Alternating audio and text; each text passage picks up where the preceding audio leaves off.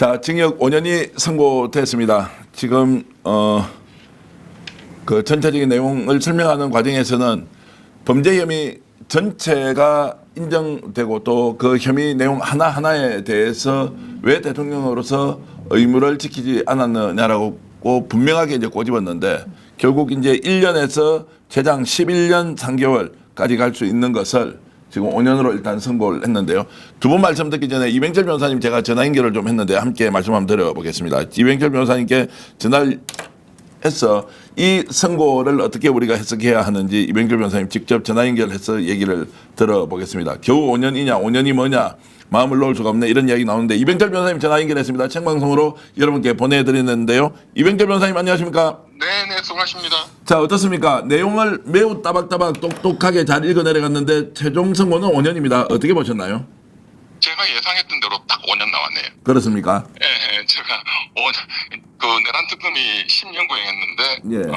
제 예상은 5년 나올 거다. 많이 나오면 7년. 근데 제 예상은 사실은 좀 많이 나오기를 기대했는데 제 논리적 예상대로 나왔습니다. 5년. 자, 그러면 이제 범죄 사실 하나하나에 대해서는 매우 엄중하게 꾸짖기도 하고 또 대통령으로서 해야 할 일을 하지 않았다. 국무회의 심의권이나 이런 부분에 대해서도 왜 7명의 그 국무위원들에 대해서는 오히려 더 엄격하게 그리고 더 많은 경청과 심의가 필요한데 그걸 하지 않았다라고 하는 것에 대해서 명확하게 유죄로 인정을 했고요. 사실 무죄로 또 했던 것도 충분히 그럴 만한 공용 그 서류 손상죄는 유죄를 했지만 이거를 폐기 처분한 것은 또 무죄로 갔다 이렇게 했는데 국민들은 일반 정서는 야 좀 형량이 약한 거 아니냐 이런 생각이 들겠는데요. 그러니까 지금 그 재판장님께서 사실은 기소된 공소 사실에 대해서 거의 다 유죄를 인정한 셈이죠. 그리고 그 유죄 인정하면서 그 양형 사유를 말씀하실 때에도 피고인의 죄질이 굉장히 나쁘다. 그리고 내란과 관련해서 헌법소 의지나 이런 것이 전혀 보이지 않는다. 그리고 변명으로만 일관하고 있다. 여기까지 들었을 때는 진짜 구형 비슷하게 한 10년 가까이 나올 수도 있겠다. 라고 생각했는데 그다음에 이제 피고인에게 유리한 양형 사유로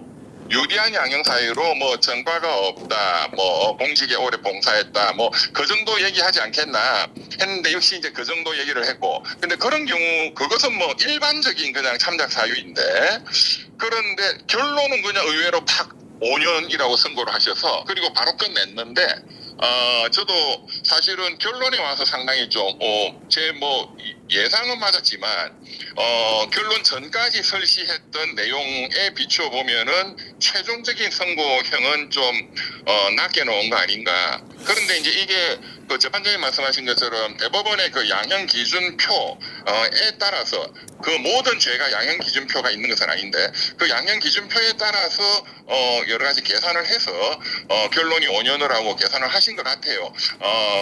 그런데 조금 결론에 대해서는 좀 아쉬운 부분이 있습니다. 자, 그래서 특수공무집행방해 같은 경우 1년에서 6년, 그리고 이제 공용서류 손상과 관련해서는 6개월에서 1년 6개월, 허위공문서 작성은 4개월에서 10개월 이런 점들을 모두 종합해 봤을 때 1년에서 최종 11년 3개월까지 선고할 수 있는데 그런데 초범이다. 공직자였다. 이래서 5년 이제 정도로 했는데 아마 이제 국민들은 굉장히 좀 허무하다 이런 생각을 할 것 같습니다. 그렇다고 해서 사법비 판단을 완전히 무시하고 다시 재판하라고 할 수도 없는 것인데 이게 이제 걱정스러운 것은 직연재판부가 내란과 관련돼서 최종 선고를 할 때 사형 구형이 된 상태에서 이게 직접적인 영향이 있는 거 아니냐라고 이제 많은 분들이 생각을 하고 있거든요. 어떻게 보십니까?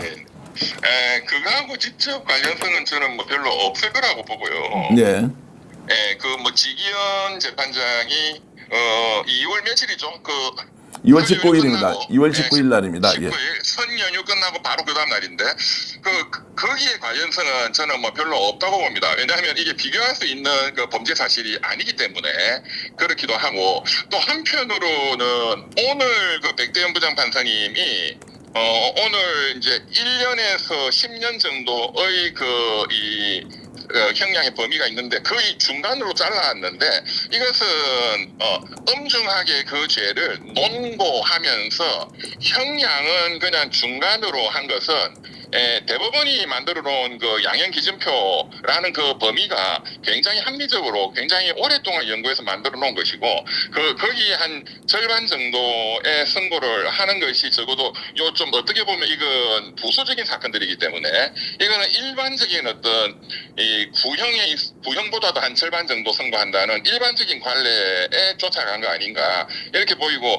시기현 재판부가 내려야 되는 그 이 사건 내란 우두머리 사건은 이거는 뭐 전혀 질적으로 다른 문제이니까 뭐 이 오늘 여기에 영향을 전혀 받지는 않을 거라고 봅니다. 자, 그러면 이제 양형 기준표에 따라서 보면 내란과 이제 외환과 관련된 이런 이제 내란 사건의 경우에는 뭐 법정 최고형이 이제 사형이고 최저형이 무기징역입니다. 무기금고도 있긴 하지만 네네네. 그 기준으로 하면 둘 중에 이제 하나인데 사형을 선고할 것이다라고 국민들이 기대를 하고 있는데 오히려 그런 걸로 보면은 무기징역으로 갈 수도 있지 않느냐. 아니면 이거 내란 자체가 아예 범죄가 성립되지 않는다 뭐 이렇게 극단적으로 우려할 수도 있는데 어떻게 보십니까? 양형 기준표상으로 보면 내란죄 어떻습니까? 네네. 일단 대법원의 양형 기준표는 모든 범죄 죄목에 대해서 만들어져 있지는 않습니다. 그래서 저도 확인해 봤더니 내란 외환죄는 이게 거의 뭐 없으니까 대법원 양형 기준표에 제가 발견을 못했어요.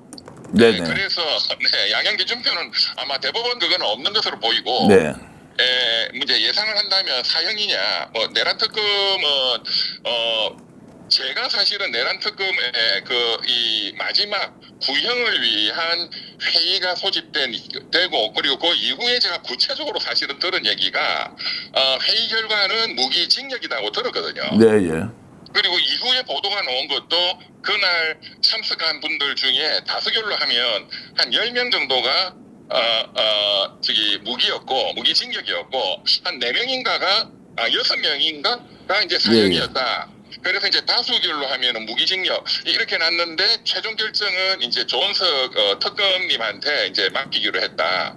그런데 당일날 이제 이 법정에 들어가서야 문자로 이제 사형을 결정해서 문자가 왔다 이렇게 보도가 났는데 그게 이제 사실인 것 같고요.